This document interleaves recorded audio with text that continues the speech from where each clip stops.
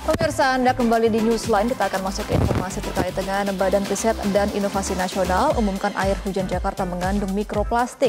Pemerintah Jakarta pun siap langkah antisipasi, utamanya dalam pencegahan pencemaran air.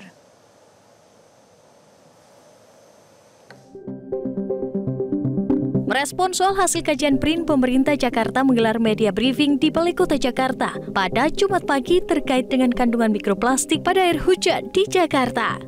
Agenda diskusi ini dihadiri oleh Kepala Dinas Lingkungan Hidup Jakarta, peneliti BRIN, hingga perwakilan BMKG.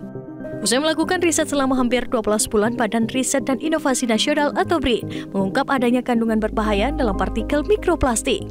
Kandungan mikroplastik ini tidak hanya berbahaya bagi lingkungan, tetapi juga mengancam kesehatan tubuh. Diketahui mikroplastik terbentuk dari degradasi limbah plastik yang melayang ke udara akibat aktivitas manusia. Peneliti BRIN Muhammad Reza Cordova menyebut, pakaian dan plastik sekali pakai merupakan sumber utama terbentuknya mikroplastik. Menurutnya, partikel mikroplastik yang masuk ke tubuh akan memberikan dampak negatif pada tubuh. Adapun ia mendorong pemerintah agar segera menciptakan kebijakan baru terkait pencemaran air serta pengawasan hukum yang ketat.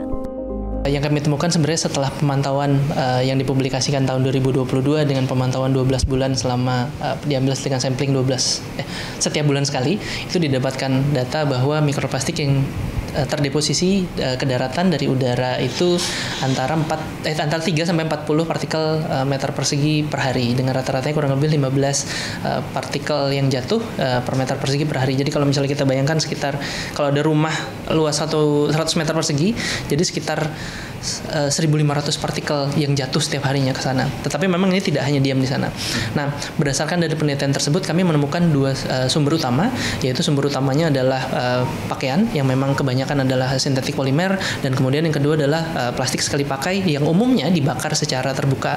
Nah, ketika ini terjadi, mikroplastik ini akan terbang ke udara, bahkan dari beberapa data sampai ribuan meter. Kemudian pada saat kondisi hujan, ini akan dibersihkan oleh air hujan tersebut. Jadi memang secara tidak langsung kita bisa bilang mikroplastik ini mengkontaminasi air hujan yang jatuh di Jakarta. Nah, sumbernya ini berasal dari mana saja? Sebenarnya memang sumbernya ini tidak hanya dari Jakarta itu sendiri, karena iklim Indonesia itu regional.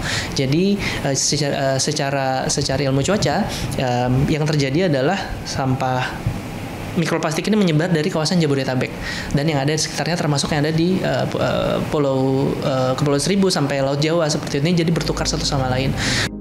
Pemerintah Provinsi Jakarta pun terus melakukan kajian mendalam terhadap partikel mikroplastik yang terkandung dalam air hujan di Jakarta.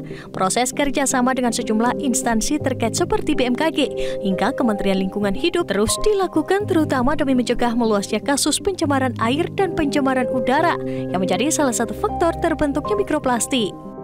Kepala Dinas Lingkungan Hidup Jakarta Asep Kuswanto menegaskan, pihaknya akan menghadirkan regulasi untuk mengurangi dampak dari pencemaran lingkungan. Salah satu yang akan dikembangkan adalah membangun fasilitas pengelolaan sampah dengan skala besar.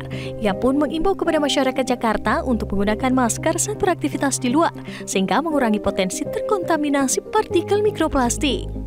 Memang kami dengan BRIN maupun dengan BMKG selalu berkolaborasi untuk melakukan kajian-kajian utamanya tentang masalah lingkungan hidup.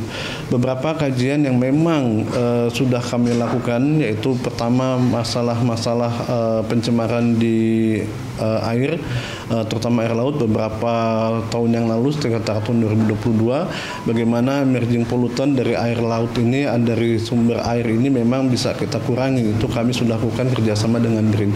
Dan kami juga Dinas LH sudah melakukan kerjasama dengan BMKG untuk bagaimana mengantisipasi terhadap cuaca yang ada saat ini, baik itu cuaca panas maupun pada saat musim penghujan.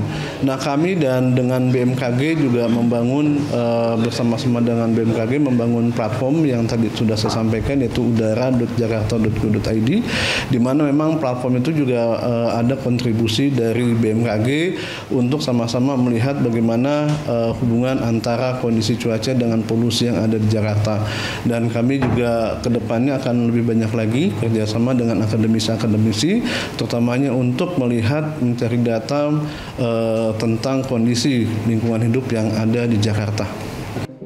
Dari Jakarta, Randy Alfaras, Firman Afriana, Metro TV.